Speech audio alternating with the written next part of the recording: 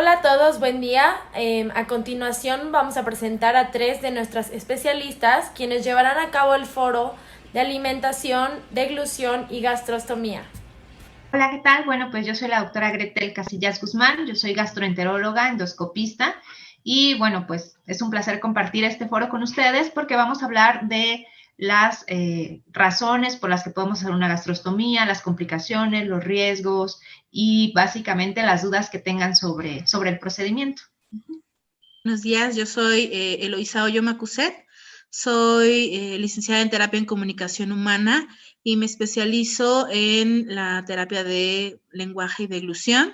Y en esta ocasión les voy a compartir y voy a resolver algunas dudas sobre cómo debe ser la alimentación y las consistencias en una persona con ELA y hablar un poquito sobre las terapias, sobre la importancia de tomarlas y en qué momento se deben tomar. Hola, ¿qué tal? Un gusto estar con ustedes y con Eloísa y Gretel tocando el tema. Soy licenciada en nutrición y tengo ya un tiempo trabajando con pacientes con ELA. En esta ocasión vamos a estar contestando preguntas que han surgido de ustedes y pues yo creo que va a ser muy enriquecedor que en la conversación estemos las tres porque definitivamente es un tema multidisciplinario y un trabajo muy de equipo, entonces creo que va a estar muy interesante el foro.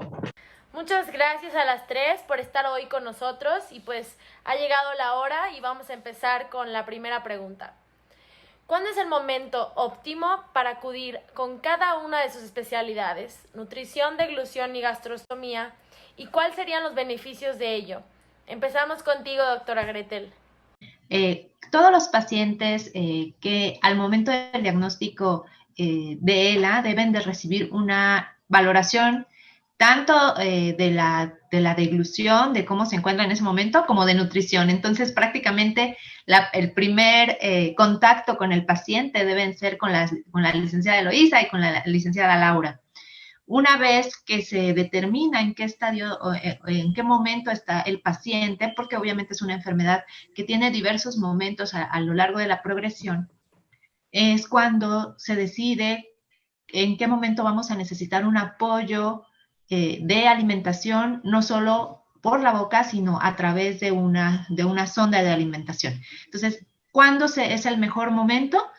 Cuando empieza a haber dificultad para pasar el alimento y cuando empieza a haber pérdida de peso. Ese es como el momento idóneo. No cuando ya no se puede hacer nada, cuando ya no pasamos ni agua, no. Es cuando empezamos, porque es un procedimiento que debe ser planeado y debe ser parte del apoyo durante la enfermedad. A lo mejor lo vamos a tratar un poquito más a detalle a lo largo del foro, pero lo comentábamos antes, es como cuando uno empieza a perder la vista. Entonces, ¿cuándo es el momento de ponernos lentes? Pues cuando empezamos a perder la vista, no cuando ya no vemos nada, porque este proceso de perder la vista los lentes nos van a acompañar para que nuestra calidad de vida sea mejor, para que podamos compensar lo que nuestros ojitos no están viendo. Entonces, en una analogía similar, bueno, cuando empezamos a tener dificultad para el paso del alimento es cuando tenemos que considerar un apoyo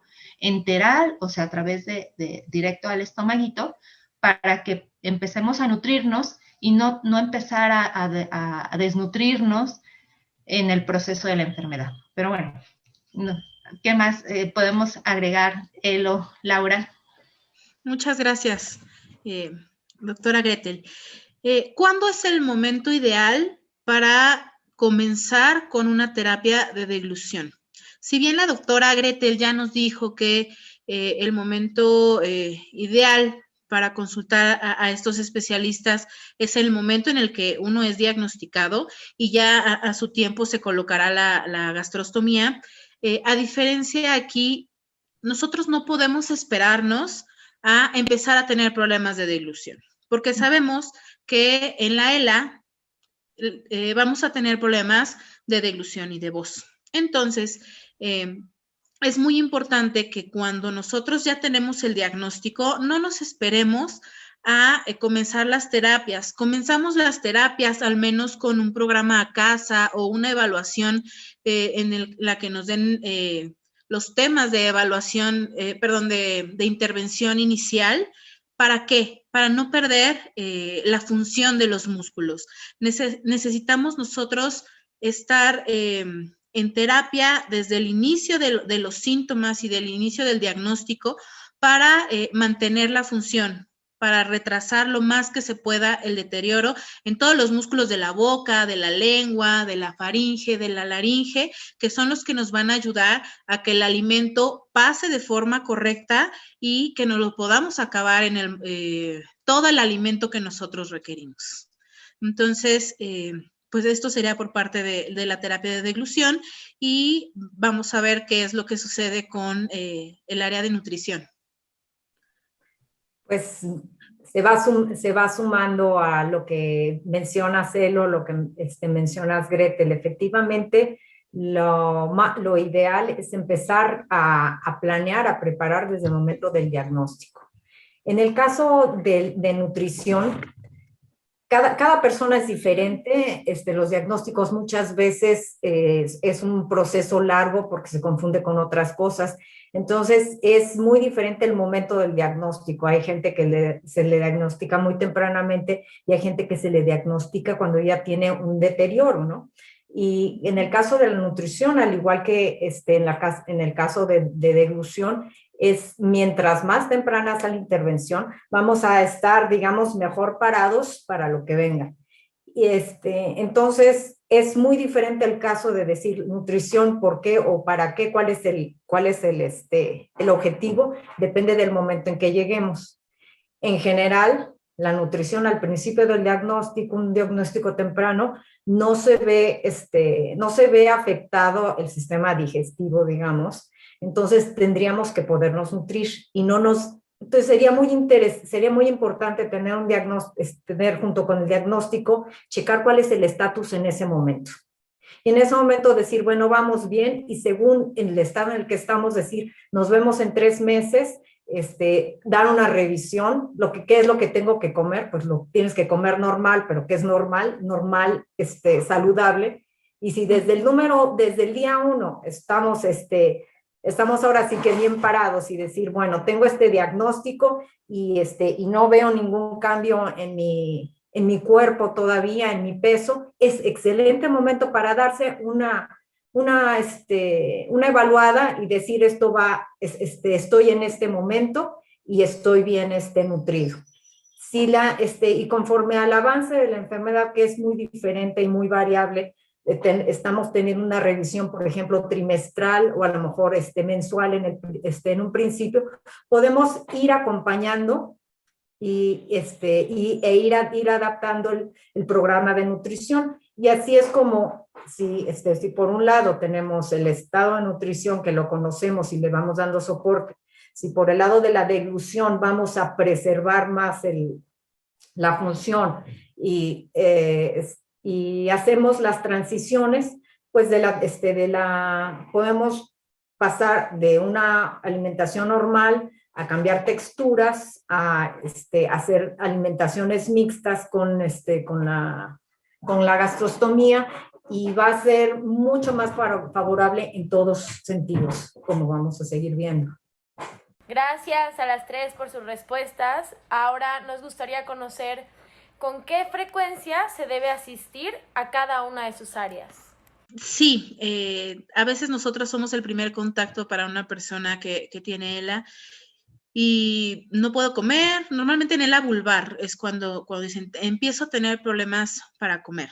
Comenzamos con la terapia y yo recomendaría, lo que siempre les he comentado, que la terapia por mínimo se hiciera una vez por semana con el especialista, ¿sí? Una vez por semana. Y si no es así, mínimo un programa a casa que se pueda realizar cada mes o cada 2 meses, pero deben de saber que los ejercicios también son como la terapia física.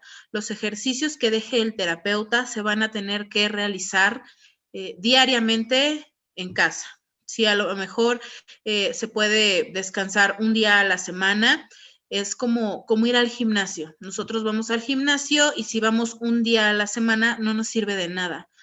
En cambio, si nosotros vamos 4, 5, 6 veces a la semana, pues ya vamos a tener resultados favorables. Estamos trabajando con músculos, con fibras musculares que todavía sirven y que se pueden ejercitar. Y así, con este ejercicio y con la buena nutrición, es la forma en la que nosotros vamos a poder detener este deterioro. Entonces, yo recomendaría que visitar al especialista mínimo una vez por semana o 2, o en su defecto un programa a casa. Yo he visto a personas con ELA que los puedo ver de lunes a viernes o a veces 3 veces por semana. Eso sería lo ideal, obviamente, pero pues pueden llegar a un acuerdo con el terapeuta y verse mínimo una vez por semana.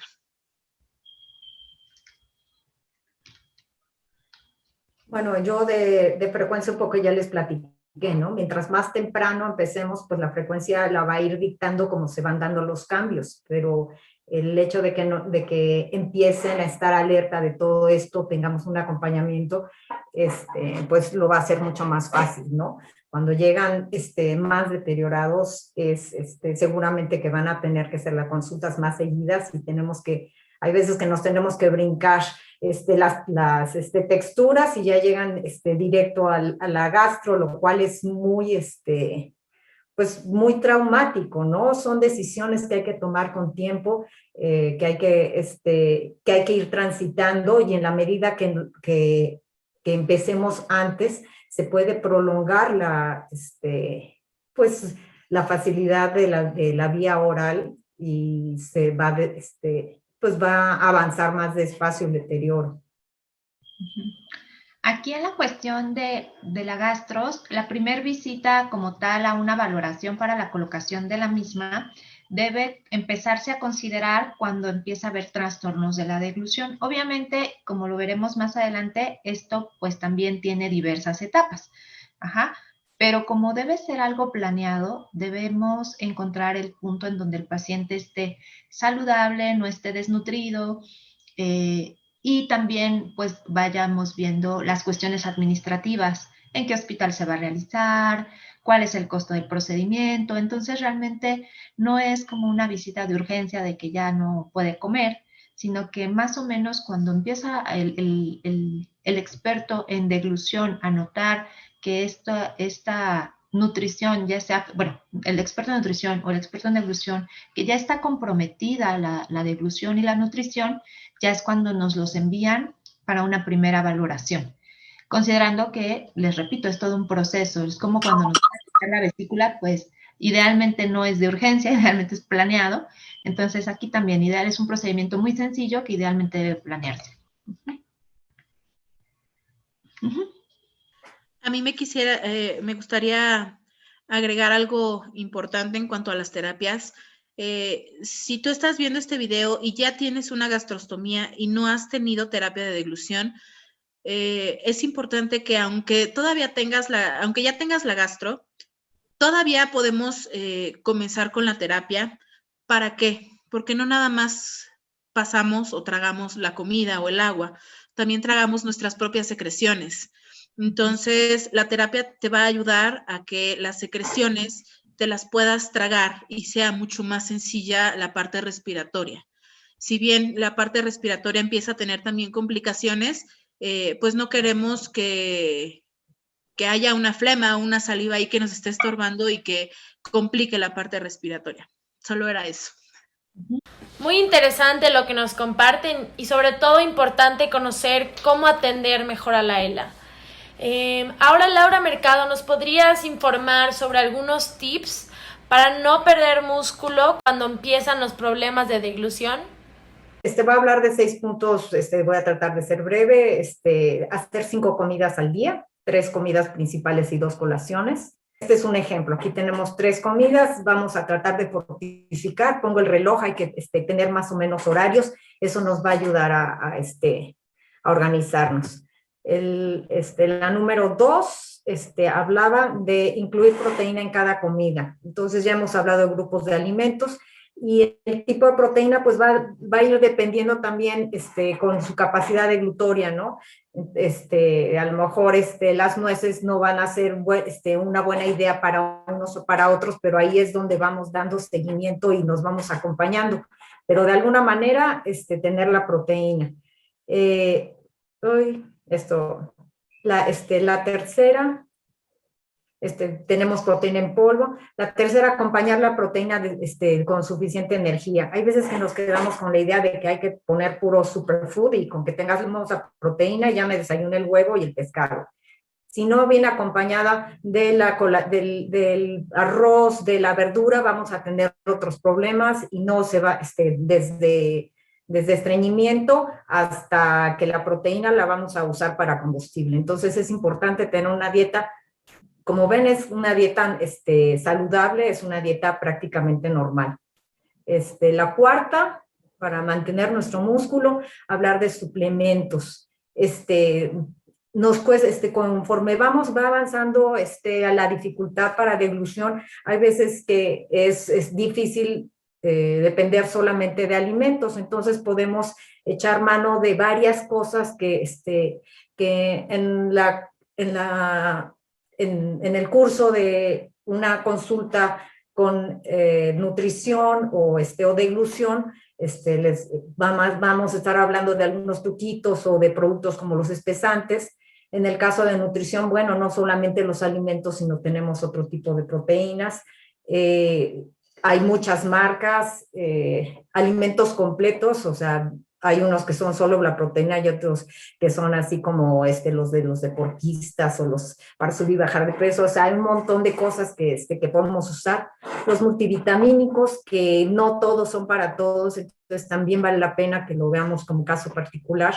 Y otros, pero como les digo, son cosas de las que echamos mano para completar una dieta que nos permita estar bien nutridos y mantener nuestro músculo. El quinto punto, terapias. Esto no es directamente con nutrición, pero tiene todo que ver con mantener el músculo. Terapia física. Tenemos que aprender también que no se trata de ejercicio, no vamos a agotarnos, pero sí es importante tener una estimulación, tanto para darle el estímulo al músculo de que la proteína pueda construir en la medida que la enfermedad nos lo permita, y también para cuestión de espasticidad, para tener un poco flexibilidad y demás, ¿no? La terapia de deglución sin duda contribuye a que podamos hacer llegar la nutrición de los alimentos, y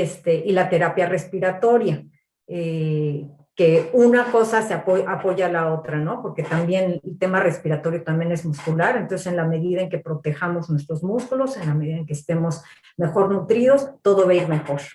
Adaptación oportuna al cambio, y esto sí, pues otra vez estamos hablando de ser oportunos, ¿no? La vigilancia, desde el día 1, estar viendo en qué momento estamos y tener el acompañamiento que estemos requiriendo, y estar listos para hacer las transiciones de una manera informada, de una manera decidida. Son decisiones, y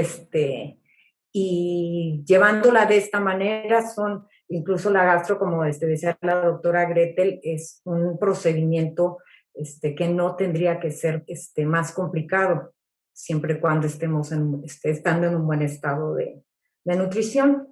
Muchas gracias, Lau, muy clara la información. Y pues ahora sí, a continuar con la siguiente pregunta. ¿Nos podrían platicar sobre en qué momento debo usar espesantes o comer en papilla? Ahí sí me gustaría comenzar. ¿En qué momento debo usar espesantes o empezar a comer con papilla? Recordemos que la papilla es una consistencia que no requiere masticación y que se mueve lentamente a comparación de un líquido. Aquí les quiero enseñar.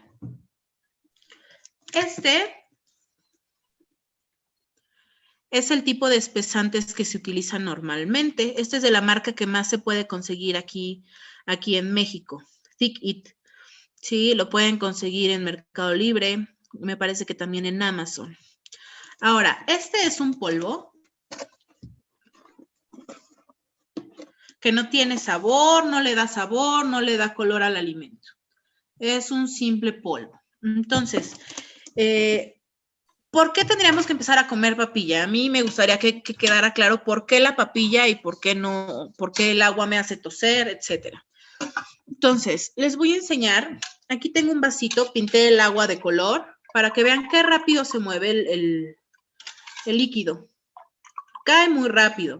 Así como cae rápido de la cuchara, así de rápido va a caer también dentro de nuestra boca, dentro de nuestra garganta y se va a mover también así de rápido en el esófago. Pero, ¿qué pasa si yo le echo espesante? Le voy a echar un poquito de espesante al agua. Es muy fácil de utilizar. Se pone en el líquido, en cualquier líquido, puede ser en leche, en agua, en jugo, en refresco, en vino, ¿sí? En todo lo que se les pueda antojar, ¿sí? Entonces, le voy a echar un poquito más. En cada bote de espesante viene la especificación de cómo lo vamos a utilizar. Entonces, el espesante, como su nombre lo dice, me va a ayudar a hacer más espeso el líquido. ¿Para qué? Para que se mueva menos rápido, para que mi boca lo pueda controlar de mejor forma, para que mi garganta se pueda cerrar en el tiempo en el que necesitamos. Recuerden que la vía aérea se cierra para protegerse y se abre el esófago para que por ahí pase el alimento. Entonces ya le puse un poco de espesante, no le puse mucho. Y lo dejé en una consistencia un poquito más viscosa, un poquito más espesa. Podría esta consistencia parecerse a un yogur bebible. Se mueve menos rápido, pero a lo mejor yo tengo más problemas de deglución. Esta consistencia ya me hace toser, ya me hace carraspear, ya hace que sea difícil para mí controlarlo y que no me lo acabe. Entonces, lo puedo espesar todavía un poquito más.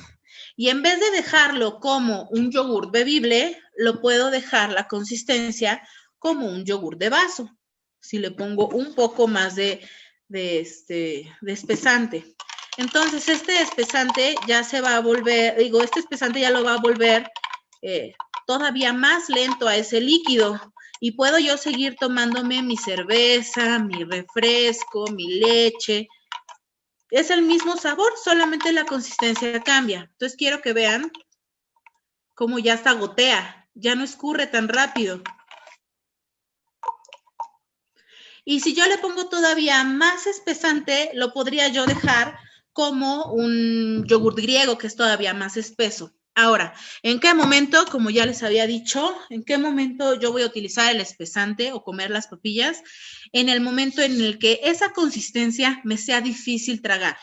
Se me escurra mucho por la boca, me haga toser, me genere demasiadas flemas, me genere constante carraspeo.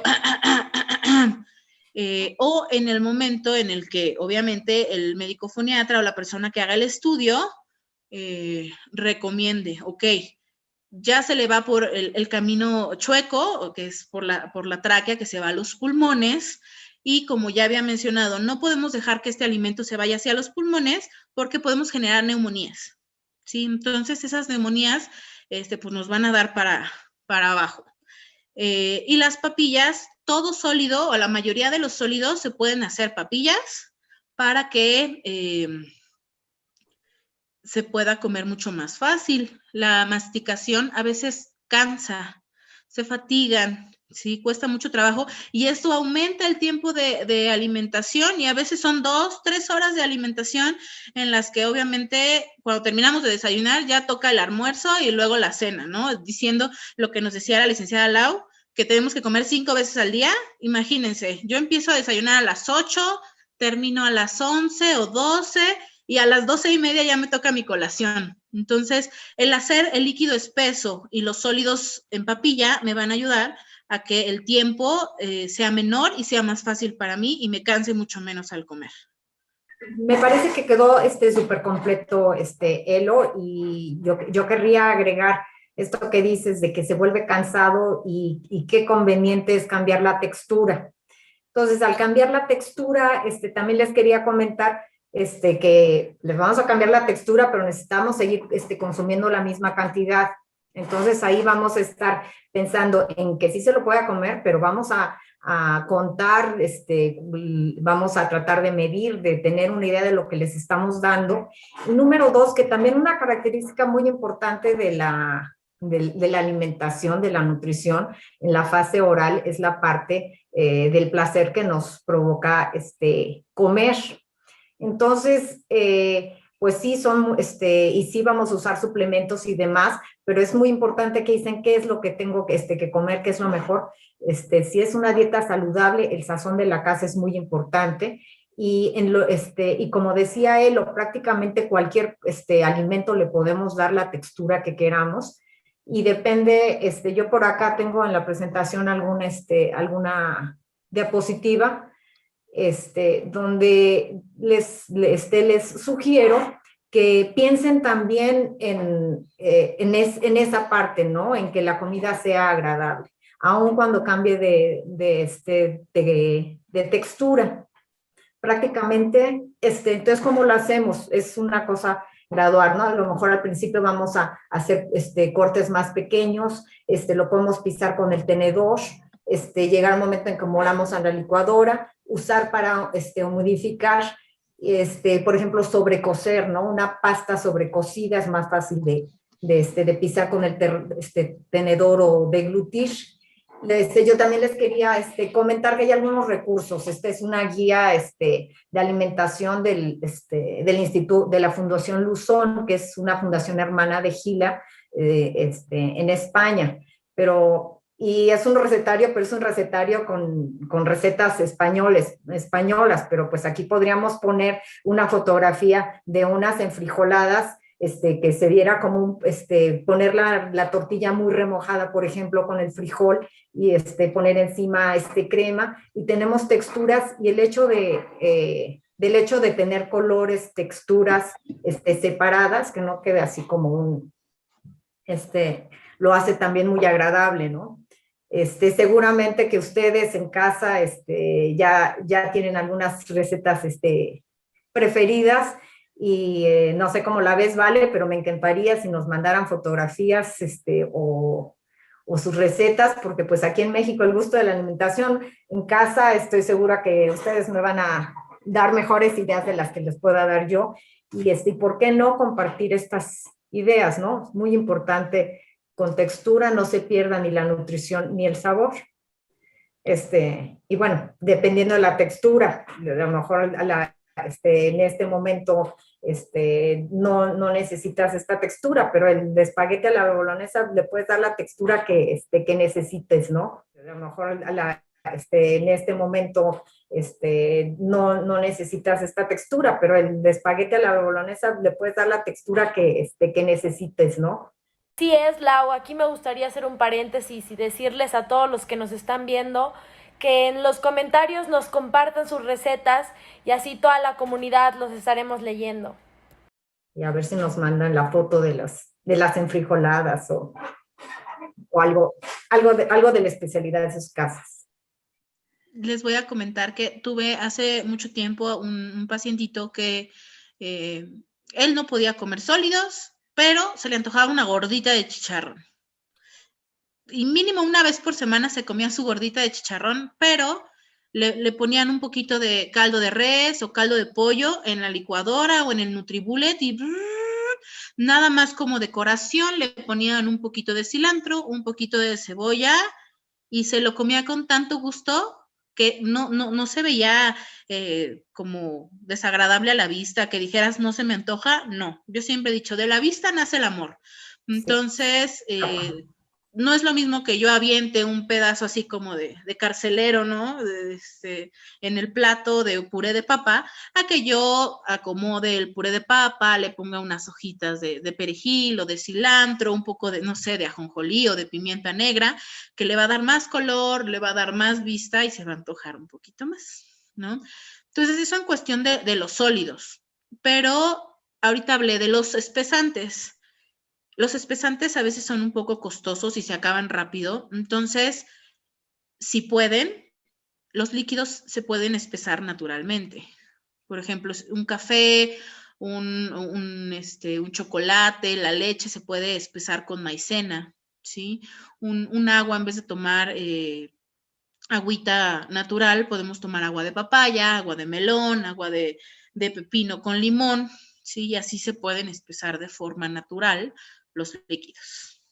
Ahora, en relación con lo que nos comentas, ¿qué espesantes son los que recomiendas mejor? Y justamente, bueno, existen, como les digo, los espesantes, hay muchas marcas dependiendo del país donde se encuentren. Yo sé que también nos escuchan gente de otros países.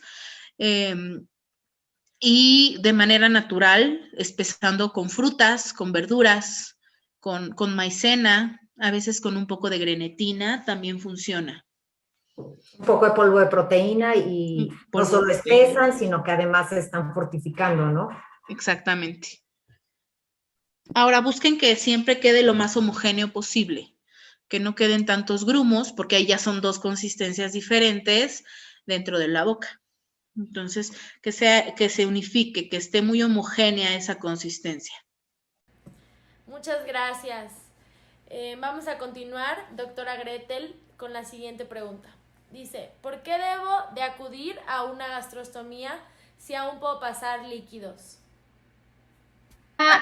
El tema justo de nutrición, y ahorita lo complementamos con Lau, el objetivo en realidad es mantener al paciente bien nutrido, de tal forma que hay veces que por la vía oral no se logran los requerimientos que necesitamos. Como decíamos, a lo mejor ya es mucho tiempo que se tarda en pasar el alimento, a lo mejor ya se va chueco, a lo mejor produce tos, a lo mejor produce secreciones que ya no son tan manejables. Entonces, para que el paciente debe seguir deglutiendo en la medida de lo posible, como también lo mencionó Eloísa, aún con una gastrostomía, el paciente tiene que hacer su esfuerzo, sus ejercicios, manejo de secreciones, pero si ya está comprometido mi peso, si ya está comprometida mi nutrición, mi cantidad de músculo en el cuerpo, entonces tenemos que complementar lo que podemos deglutir con la alimentación enteral. Entonces, el poner la gastrostomía nos va a asegurar que se pongan antes de que haya desnutrición, antes de que ya el procedimiento comprometa o que tenga mayores complicaciones. Entonces, nos va a permitir que el paciente no se desnutra y eso no exime que siga utilizando la vía oral, que siga teniendo antojos, que siga pasando sus secreciones, etcétera, pero ya no vamos a depender de la vía oral para la administración de medicamentos ni de nutrientes como tal. Sí, justo como dice la doctora Gretel, ¿no? Es importante mantener la función, ¿no? Y esas probaditas de alimento ya no son cuando está comprometido tu peso, tu nutrición, esas probaditas no solamente representan placer de seguir probando algo que te gusta desde el punto de vista de los alimentos, sino que también el alimento es un estímulo, se llama estímulo trófico, y en la medida en que esté vigente la vía, así como ayuda a la deglución, también el hecho de que el alimento esté llegando al sistema gastrointestinal mantiene también la salud del sistema.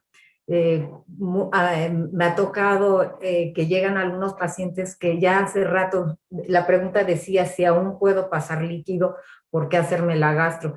Ya cuando estás diciendo que aún paso líquido, seguramente que los alimentos te están costando mucho trabajo y estás consumiendo a lo mejor menos del 60% de lo que tu cuerpo necesita por algún tiempo. Entonces, durante todo ese tiempo, ya el hecho de que no estás aportando este estímulo trófico, se comienzan a alterar las vellosidades de los intestinos y se hace cada vez más difícil levantarte cuando dices, bueno, mejor si quiero la gastro, ya es más difícil levantarte porque ya entras en un proceso pues de catabolismo acelerado que hace todo más complicado, ¿no? Desde el procedimiento, las complicaciones que podemos tener, hasta el hecho de volver a ganar peso. O sea, sí, es muy difícil empezar desde ahí. Entonces, otra vez, caemos con varias preguntas a la misma conclusión. Tomar decisiones oportunas hace todo más fácil. ¿Nos podrías compartir cuáles son las diferentes sondas y cuál sería la más adecuada según el caso? Ok, ¿cuál es la sonda más adecuada? La sonda, la idea es que se coloque por vía endoscópica, que es la vía menos invasiva. O sea, podemos poner una sonda de gastrostomía quirúrgica o endoscópica, pero las recomendaciones internacionales nos dicen que sea endoscópica. Y dentro de las endoscópicas, que es lo que llamamos la gastrostomía endoscópica percutánea o PEG, que así lo podemos encontrar, necesita ser de silicón. Hay diversas medidas, la medida estándar para adultos es de 24 French, y hay diversas marcas, ¿no? Ahí sí hay muchas marcas, Boston, etcétera. A mí, en lo personal, me gusta la marca Wilson Cook porque viene muy completa, pero en realidad también pues hay que ver cuáles están accesibles. Entonces, sin importar la marca, tiene que ser endoscópica, tiene que ser de 24 French y tiene que ser de silicón. Y tenemos que evitar las sondas que no están diseñadas para alimentación. Aquí les puse un ejemplo de una sonda de Foley, que es una sonda que se diseñó para vaciar la vejiga, ¿no? Para las personas que no pueden orinar, pero que a veces la ponemos en el estómago. Mientras pasemos el alimento, pues está bien, pero lo correcto es que esté diseñada precisamente para este propósito, y esas son las características que tenemos que buscar. Muchas gracias. ¿Nos podrías compartir, Lau, algunas recetas caseras para la sonda? Aquí está. Bueno, para las recetas caseras, ahora sí que ya no nos vamos a preocupar por cambiar, porque se vean los colores, ni el sabor, ni nada de esto. Vamos a preocupar, la preocupación principal va a ser que sean en condiciones muy, muy higiénicas, y en casa lo van a hacer muy bien. Tenemos para empezar los grupos de alimentos, igual que para cualquier persona necesitamos fuentes de proteína, fuentes de carbohidratos, fuentes de grasa. Y las guías internacionales sugieren, por ejemplo, estos alimentos. Por ahí, seguramente ahí en casa habrá alguien que dirá, no, yo le he echado esta u otra cosa. Tiene, como les digo, cada uno somos diferentes. Hay cosas que toleramos bien, toleramos mal. Hay veces que tenemos una condición preexistente a la ELA. Entonces, bueno, yo por cuestión de diabetes o alguna cuestión renal, se tienen que hacer ajustes finos, ¿no? Pero en general, digamos que estos son los ingredientes. Si me pasas la siguiente, ¿ok? Entonces, esto es un ejemplo. Vamos a meter en la licuadora, como decía por ahí, como vieron en la diapositiva, va todo junto, ¿no? Tenemos la proteína en huevo, en lácteos, tenemos los carbohidratos en frutas y verduras, ahí también viene la fibra, vitaminas que nos llevan, grasas, y podemos, esto no se mete a la licuadora, ¿no? Los dos soportanes que pueden ser, por ejemplo, las dos colaciones, y también hay que considerar el líquido que hay que poner. Yo les recomendaría, esto es muy platicadito, muy, muy rápido, ¿no? Pero con esto les quiero decir que es algo que se hace en casa, que se usan alimentos muy, muy comunes. Es importante el acondicionamiento que hacemos de ellos. Por ejemplo, un huevo jamás lo vamos a echar crudo, hay que pasarlo por agua unos 3 minutitos. Las carnes, pues sin piel, sin huesos, sin espinas, tienen que estar cocidas, que no tengan capas de costras de cocción. Aquí sí no, aquí ya no importa el sazón de la casa, ¿verdad? Los lácteos que sean deslactosados, por ejemplo, la leche de soya, pues obviamente es deslactosada, o el yogur nos da además probióticos. Las frutas que sean frutas lavadas, peladas, hervidas en puré, o los jugos. Las verduras, pues también igualmente. Y les recomiendo un video que está en YouTube del Instituto Nacional de Nutrición, que lo hace paso a paso, ¿no? Entonces es importante el previo acondicionamiento de los ingredientes, el orden en que los vamos a agregar y el manejo, ¿no? Que no pueden estar afuera, que hay que estar refrigerados, que hay que ponerlos a temperatura ambiente, una serie de detalles, pero muy a grosso modo, pues es esto. Doctora Gretel, ¿cuáles son los cuidados e higiene después de una gastrostomía?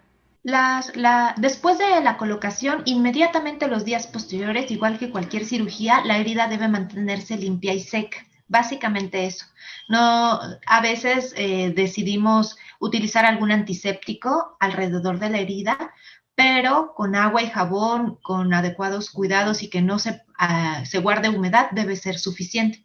De tal forma que debemos tratar de no mantenerla todo el tiempo cubierta, que a veces quisiéramos los primeros días tener todo cubierto y no, porque eso favorece el crecimiento de algunas bacterias. Durante el procedimiento y posterior al procedimiento, como también en cualquier procedimiento quirúrgico, se da antibiótico para prevenir el manejo de infecciones. Pero si nosotros notamos cambio de coloración, ardor, dolor en la herida, pues siempre, o secreción diferente a una secreción sin color y sin olor, siempre tenemos que estar al pendiente de que no se haya infectado. Ajá, los cuidados en realidad no son demasiados, solo es mantener limpio y seco. Agua y jabón debe ser suficiente, pero si además queremos utilizar microdacin, isodine o alguna otra crema con antibióticos, se puede utilizar los primeros días. Sobre todo los primeros días son los más peligrosos, ya que vimos que no hubo infección, pues solo mantener al aire y seco. Aquí voy a aprovechar para hablar del mantenimiento de la sonda, es decir, ya pasaron los primeros días, ¿cómo mantengo mi sonda en adecuadas condiciones? Y es que después de cada administración de alimentos tenemos que pasar agua a través de la sonda hacia el estómago. Es como si nos tomáramos un vaso de agua después de comer. Tenemos que pasar suficiente líquido para que el trayecto de la sonda, todo el trayecto de la sonda, quede libre de restos de alimentos. A veces si algún alimento queda pegado, podemos utilizar agua tibia o agua mineral para favorecer que se despegue. Entonces siempre debemos, después de que pasa el alimento por la sonda, favorecer que quede completamente limpio el tubito. Y ya, nada más, eso es lo que vamos a utilizar después de cada administración de alimento. Como decíamos, siempre que vayamos a utilizar la sonda, ya sea para conectar la alimentación o para movernos o para cambiarnos, tenemos que lavarnos las manos. La sonda, siempre, siempre, siempre que vayamos a tocarla, tenemos que lavarnos las manos, hasta para ver si está más afuera, si está más adentro. Oiga, es que la veo rara. Cualquier cosa, lavarnos las manos antes de tocar esa sonda, por favor. Esos serán los únicos cuidados que diría yo obligatorios. Y por supuesto, digo, no está de más que lo comente, siempre evitar la tracción accidental de la sonda, ¿no? Saber que pues va a conectar el estomaguito, pero si se jala muy fuerte, pues puede desacomodarse. Obviamente, esto no debería suceder, ¿no? Siempre la tenemos apegada a nuestro cuerpo para que no se vaya a atorar con alguna ropa, con algún mueble y se vaya a jalar de forma brusca. Muchas gracias, doctora. La siguiente pregunta dice, ¿cómo podemos anticipar alternativas para cada una de sus áreas? Si me podrían apoyar las tres, por favor. Es importante tener una evaluación inicial y en el seguimiento, a lo largo del seguimiento, mientras más oportuna, más tenemos tiempo de planear y de conversar pues, las opciones. La opción de la gastrostomía es, como lo acabo de decir, es una opción y es, como decía la doctora Gretel, pues es una bendición que tengamos opciones, ¿no? Si no fuera por los lentes, yo en este momento sería lo mismo que un analfabeta. No veo nada, ¿no? Entonces, si lo vemos de esa manera, hacerlo con tiempo, ¿cómo nos preparamos? Pues nos preparamos dando seguimiento. Si seguimos una terapia de deglución, si seguimos una buena nutrición, el avance no es tan rápido y Y es el ritmo de cada persona, ¿no? No les voy a decir que en 3 meses cambiamos de textura o en 6 meses va a tocar algo, sino es tener un seguimiento. Bien, como nos dice la licenciada Lau, y como dijo hace rato la doctora Gretel, en cuanto a la deglución, una forma de irnos adaptando y de irnos anticipando es obviamente teniendo los estudios de deglución pertinentes con el especialista adecuado, que en este caso tendría que ser el médico foniatra o el terapeuta de deglución, para que se pueda hacer un estudio que se llama evaluación fibroendoscópica de la deglución. Es muy sencillo, se mete una camarita por la nariz, llega a la garganta y vemos cómo se comporta el alimento dentro de nuestra garganta. Entonces podríamos hacer los estudios con una periodicidad de a lo mejor cada 6 meses se podría hacer ese estudio, en dado caso de que no avance tan rápido el deterioro. Las terapias es muy importante que se siga viendo al terapeuta para poder ir adaptando los ejercicios. Los ejercicios no siempre van a ser iguales, se van a ir dando dependiendo a la capacidad y dependiendo obviamente las posibilidades de cada persona. Ojo, la terapia no tiene que ser, voy a hacer todos los ejercicios habidos y por haber hasta que me canse, porque entonces ya hice mucho ejercicio. No, la terapia tiene que ser dosificada dependiendo hasta dónde yo puedo hacerlo sin que me fatigue al 100%.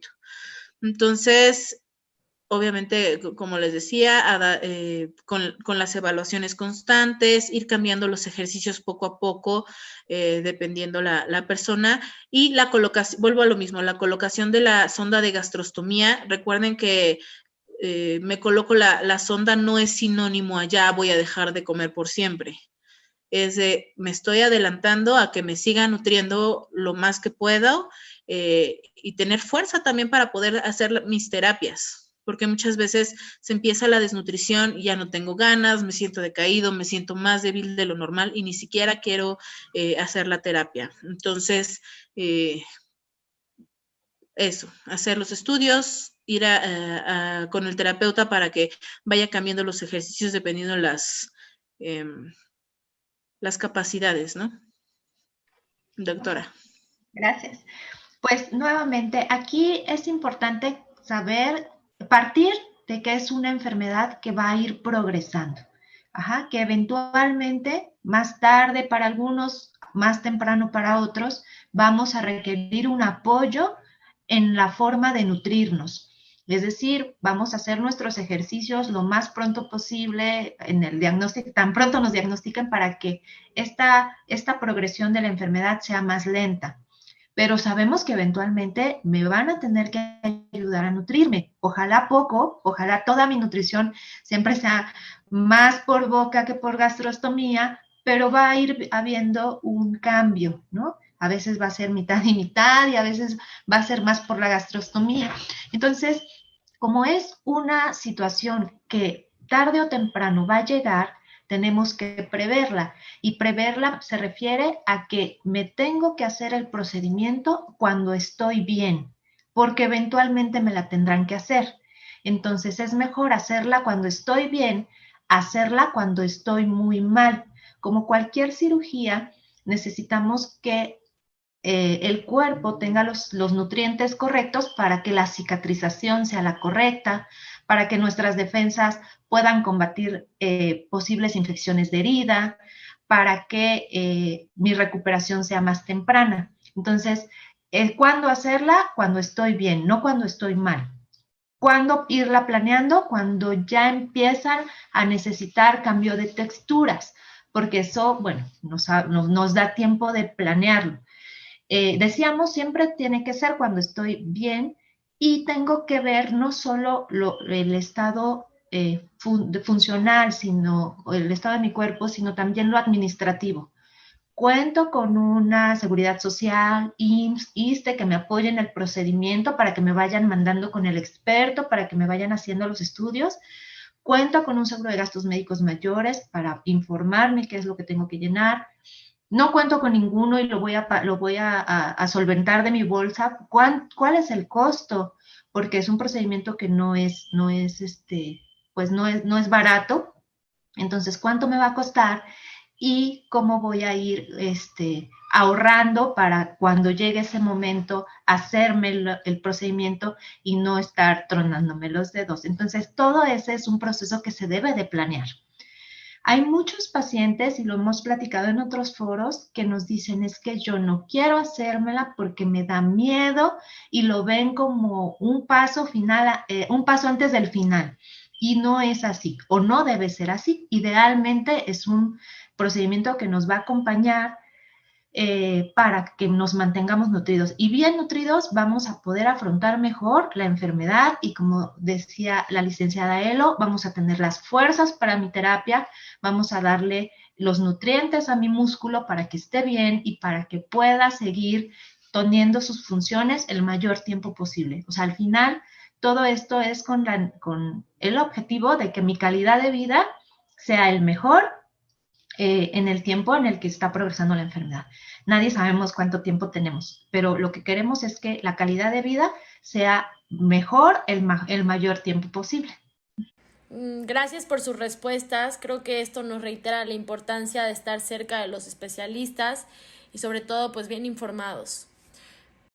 Y ahora, doctora Elo, ¿nos podrías apoyar con esta pregunta que dice, ¿cómo sé que estoy empezando a tener problemas de deglución?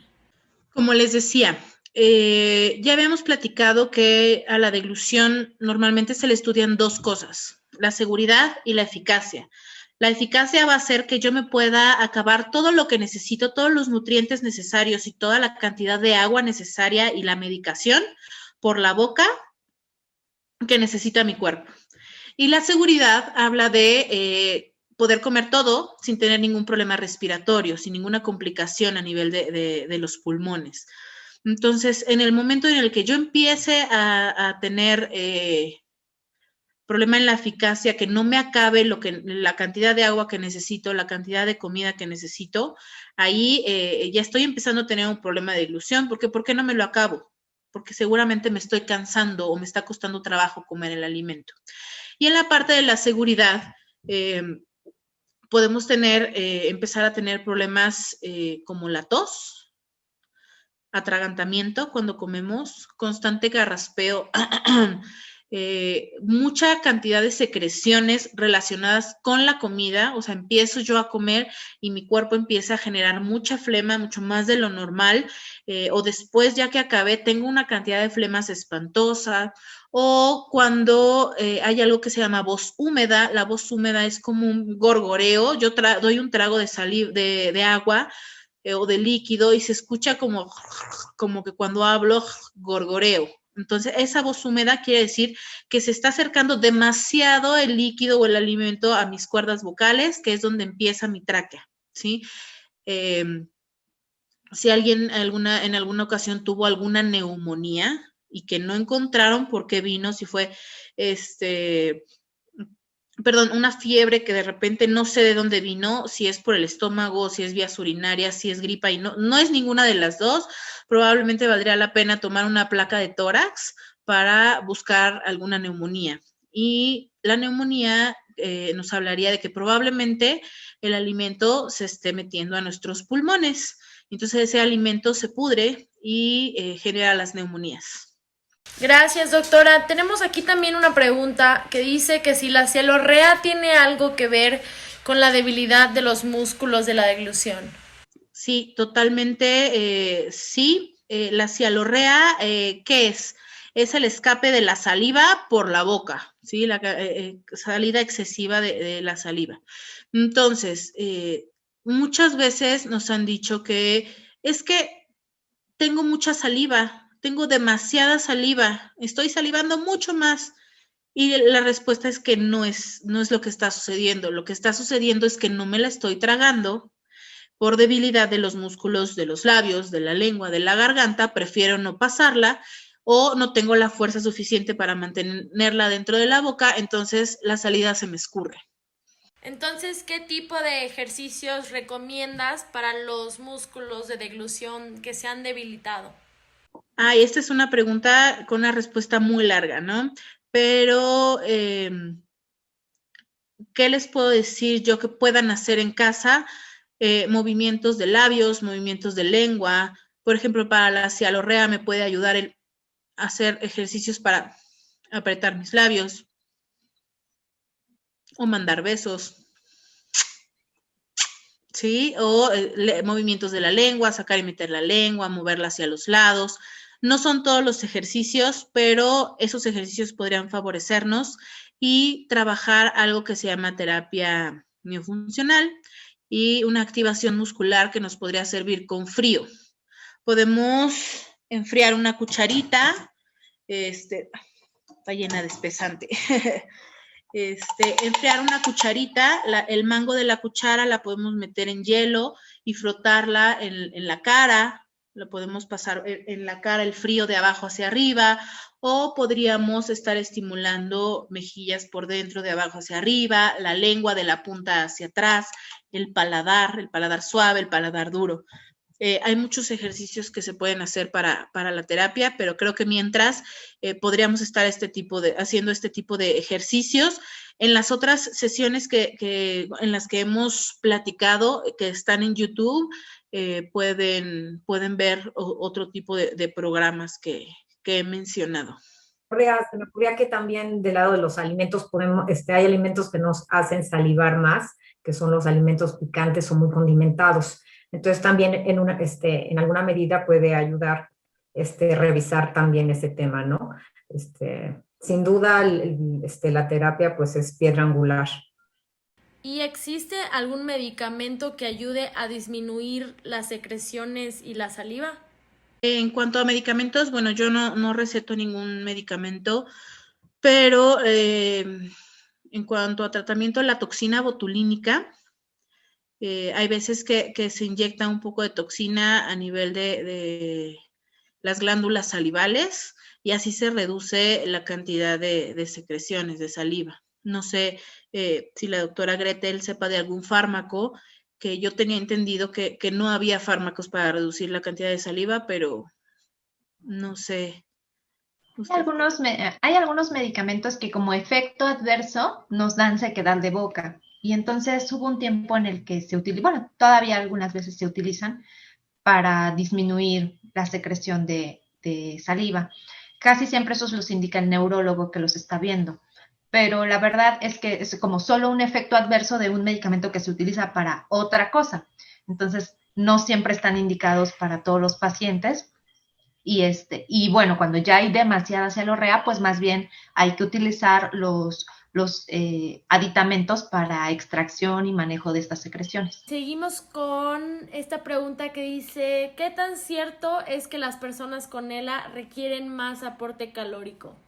Sí, la respuesta sí es verdad. El gasto total de lo que requerimos tiene como 3 componentes cuando lo estamos calculando, ¿no? Tenemos el gasto metabólico basal, que por decirles es el costo de la vida, es para mantener la temperatura, el latido, o sea, es algo muy básico y normalmente te va a representar como el 80% de, o sea, en general, como 80% de lo que necesitamos consumir todos los días, todas las personas, ¿no? Hay un efecto que termogénico de los alimentos que como dijéramos es el precio del procesamiento de los alimentos que consumimos. Y en las personas saludables se habla de un factor de actividad, que tanta actividad hacemos, deportistas o no deportistas, pero en condiciones de enfermedad se habla de un factor de estrés metabólico. Y este factor de estrés metabólico es lo que nos está condicionando a que el gasto total sí efectivamente sea mayor. Entonces, como les comentaba en otra ocasión del Día Internacional de la ELA, yo les decía imagínense no que ya está sentado y no necesita calorías porque ni las gasta, sino que más bien imagínense que está con actividad física intensa. Si me das la siguiente diapositiva, es una de tantas guías, hay muchas guías donde se habla de nutrición enteral y demás, y por ahí van a encontrar que que dice que el estrés de la enfermedad crítica genera estado catabólico. A esto es a lo que me refería cuando no hay una intervención temprana, ¿no? Cuando estamos, cuando empezamos a perder peso, pues todavía estamos ahí subiendo unos cuantos pesos, pero cuando bajamos de cierto límite, ya comienza a funcionar, todo el metabolismo de otra manera, se acelera. Y lo notamos porque al principio, a lo mejor los primeros kilos, los primeros gramos, los comenzamos a perder a lo largo de mucho tiempo. Pero cuando se acelera la pérdida, por un lado sí se ha acelerado porque hay menor ingesta por la dificultad de deglutir, pero por otro lado también nuestro cuerpo comienza a presentar mayor resistencia a aprovechar toda esta nutrición, ¿no? Lo que les hablaba del estímulo trófico de los alimentos, pues ya están aplanadas nuestras vellosidades, entonces no solamente no estamos comiendo, sino que además nuestro cuerpo no es capaz de absorber. Entonces, sí, efectivamente, tenemos un gasto aumentado y en etapas tempranas, pues simplemente lo compensamos mientras se pueda entrar esa cantidad de energía, mientras podamos estarla suministrando por vía oral, por vía mixta, por vía enteral, vamos a estar por encima de ese punto del catabolismo tan acelerado, cuando ya se ha perdido 15-20% de la masa, del peso habitual. Creo que eso contesta la pregunta. Clarísimo, Lau, muchas gracias. Ahora bien, ¿cuáles serían los requerimientos nutricionales? No. Entonces les platico, los requerimientos, lo que necesitamos depende de la talla, de la edad de cada persona, pero básicamente estoy hablando en etapas tempranas, pues lo calculo como para cualquier persona y pues le daré un factor de estrés mayor o menor de acuerdo a cada caso, ¿no? Entonces, ¿cuál es la importancia de los suplementos, en especial los antioxidantes? Aquí están los antioxidantes, vitaminas D, depende de cada caso. La indicación de los multivitamínicos, como les digo, si llegan en etapas muy tempranas que todavía no hay pérdida de peso y están con alimentación oral y tienen una buena alimentación, los alimentos son los mejores vehículos de los antioxidantes y de todas las vitaminas y minerales, sin duda. Entonces, habría que ver la indicación. Otros antioxidantes, efectivamente el estado de enfermedad produce radicales libres, si hay más oxidación, si hay gasto, si hay un gasto mayor. Tratamos de cubrirlos con alimentos y generalmente cuando agregamos todos estos productos como Ensures y todo esto, vienen formulados también con antioxidantes y otros de estos. Entonces es caso a caso, ¿no? Vitamina D, glutamina, omega son de las cosas que se pueden agregar, fibra, probióticos y triglicéridos de cadena, sí son importantes, pero hay que evaluarlo, no es más en general en el caso de la nutrición, porque generalmente tienen unos que ver con otros, ¿no? Los omegas, así de importantes que son, el balance entre omega 6 y omega 3, puede hacer que en lugar de que tengan un efecto, pueden tener exactamente el efecto contrario, ¿no? Entonces, sí son importantes cuando llegan desnutridos, sobre todo, que ya están consumiendo menos de 1000 kilocalorías, o sea, por supuesto que sí. Si además de eso tiene una condición renal, pues no le puedo mandar un multivitamínico porque a lo mejor les doy en la torre con los electrolitos. Entonces, sí, no se entusiasmen a llevarse la farmacia a su casa. Sí son útiles, pero pues hay que pensar cuánto, por qué, ¿no? No sé cuál sea tu opinión, Gretel. Sí, la verdad es que los suplementos siempre a lo mejor nos ayuda el suplemento de proteína, Pero los demás antioxidantes, vitaminas, minerales, realmente mientras tengamos una adecuada nutrición, no son tan indispensables, ¿no? Y a veces ya es como sumar más casi, y luego aparte todos vienen en pastillas, y entonces ya da más trabajo que los estén pasando a que los obtengan de los alimentos. Muchas gracias. La siguiente pregunta, ¿cuáles son los cereales que favorecen a una evacuación intestinal?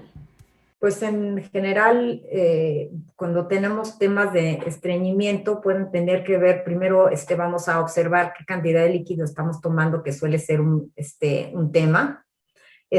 A veces me imagino que el tema de la fibra. Fibra, me dicen fibra por cereales, pero generalmente fibra está asociado a estreñimiento.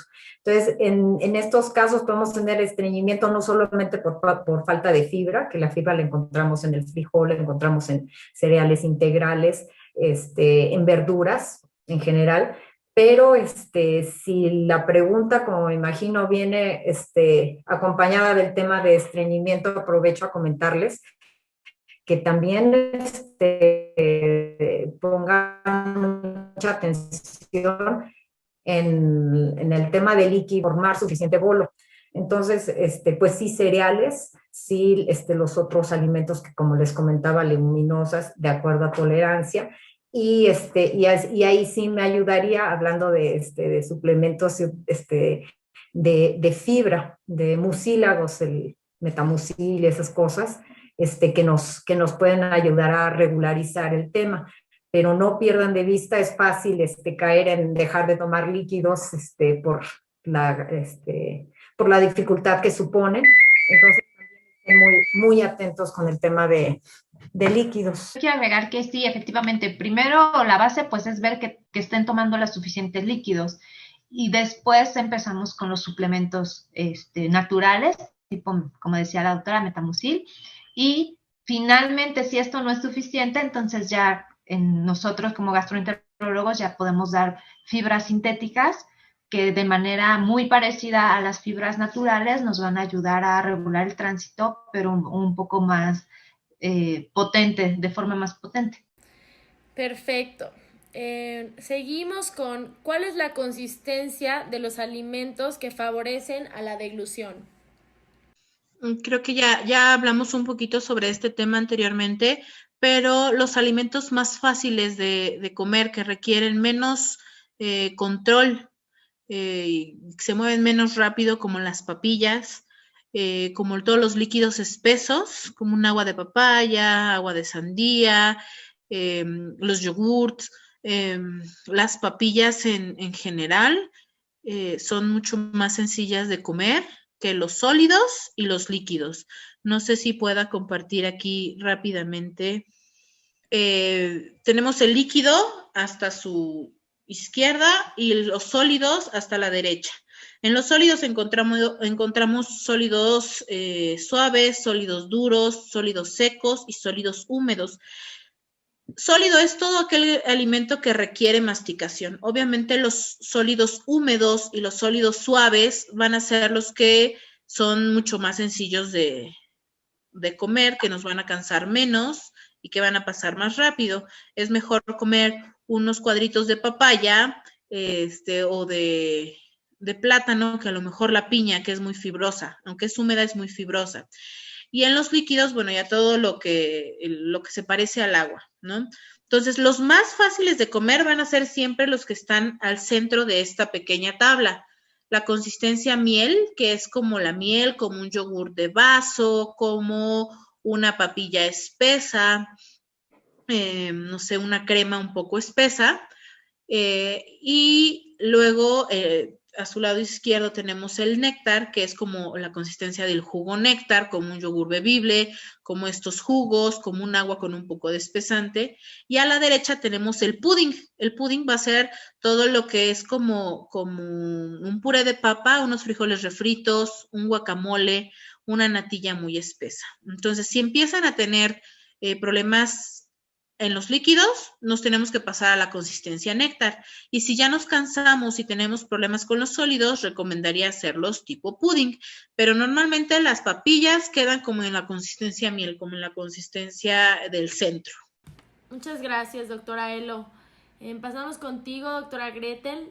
¿Cuáles son las razones para colocar la gastrostomía? Sí, lo decía, lo platicábamos antes, pero lo quise resumir en estos 3 puntos. Uno, aseguramos una vía de nutrición e hidratación que no va a depender de la deglución. O sea, tenemos ya asegurado nuestros requerimientos nutricionales y la hidratación. Disminuimos el riesgo de broncoaspiración. Recordar que cuando comemos producimos más secreciones que en un estado en donde no comemos. Eso no quiere decir que no tengamos todo el día secreciones que eventualmente van a ser difíciles de pasar. Por eso tenemos que seguir con nuestras terapias aún, como decía Elo, aún teniendo la gastrostomía. Pero sí, al menos al momento de deglutir, tenemos mayor riesgo de broncoaspirar. Entonces, ya al tener la gastrostomía nos disminuye este riesgo de broncoaspiración. Y si mantenemos una adecuada nutrición en personas que tienen ELA, tenemos menos riesgo de complicaciones y más retardo en la progresión de la enfermedad.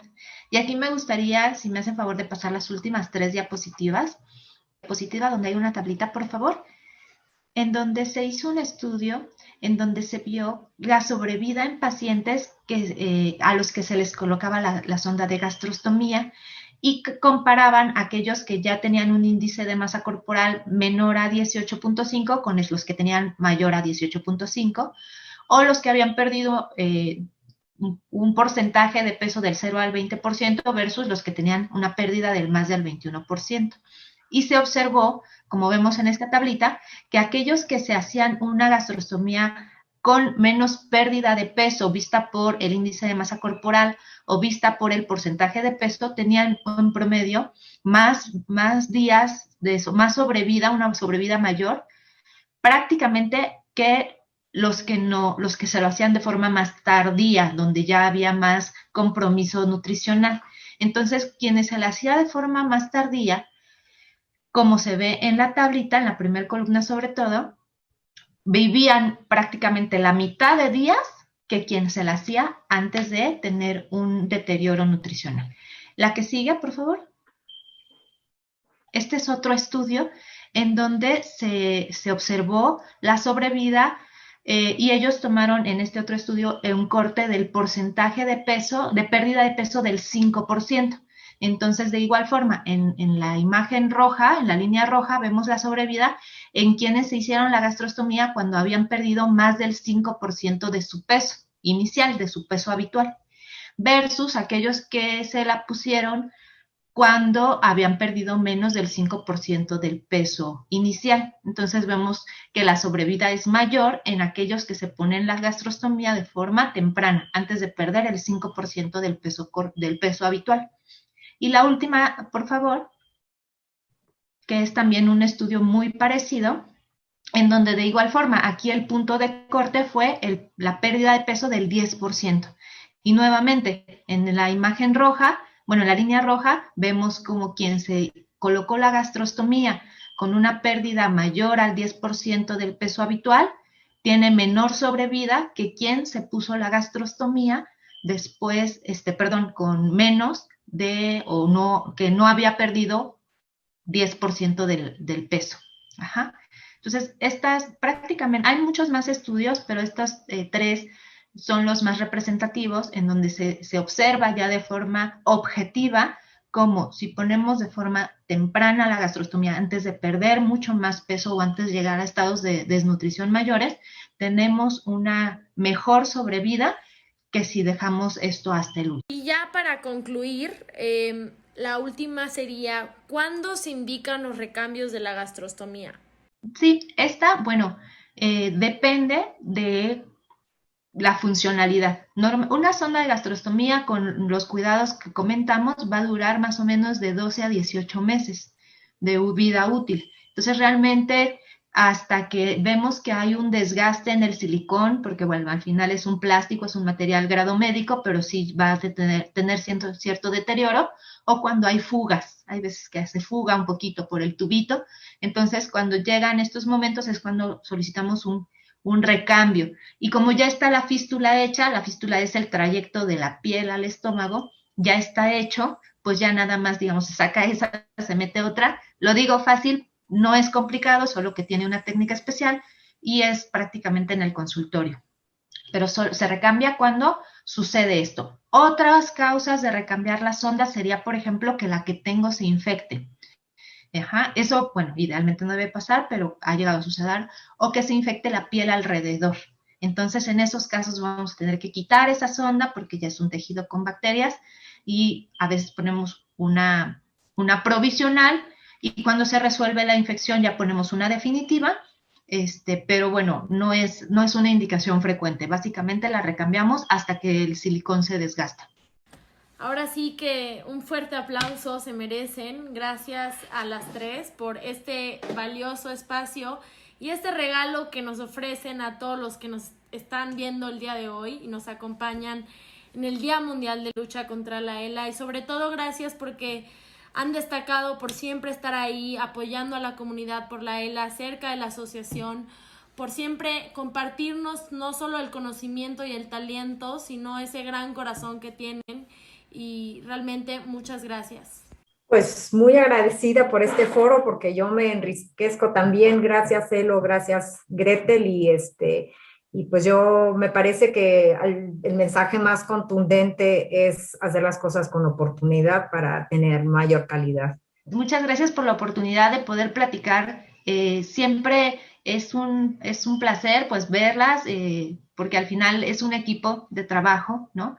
Siempre el primer contacto pues es la terapia de deglución, la valoración nutricional, pero también invitar a las personas que nos ven de no tener miedo a la gastrostomía. Digo, no es que no se deba, porque cualquier procedimiento nos da temor, pero saber que en las manos adecuadas, con los cuidados correctos, va a ser un procedimiento que nos va a ayudar a tener mejores resultados, mejor calidad de vida, y que siempre debe ser algo que tenemos que planear y prever. De igual forma, agradezco a Gila por la invitación, porque sé que muchas personas no tienen al alcance pues a los especialistas, que si bien sí es importante que nos visiten, muchas veces no tienen, a lo mejor por distancia no se pueden trasladar y ver este tipo de especialistas, pero espero que este pequeño grano de arena que estamos compartiendo con ustedes les sirva, les ayude, les abra un poquito el panorama, y que puedan, pues aunque sea buscar y vernos por internet, ¿no? Ya ahorita esta parte del COVID nos ha abierto mucho las puertas para poder estar en sus casas a través de una pantalla, y eso me pone muy contenta, eso me agrada. Entonces, un gusto y un placer poder escuchar a la licenciada Laura y a la doctora Gretel, porque como dijo Lau, nosotras también aprendemos y tenemos más herramientas para poder decirles qué es lo que tienen que hacer y con qué especialista tienen que acudir. Y bueno, gracias Gila nuevamente. Quiero recordarle a todos los que nos están viendo que en la página de www.ela.org.mx contamos con un directorio médico. No dejen de usarlo para las personas de cualquier lugar en el país. Tenemos un directorio dividido por estados en el cual pueden asistir y tener los contactos de cada uno de los especialistas que hoy nos apoyan.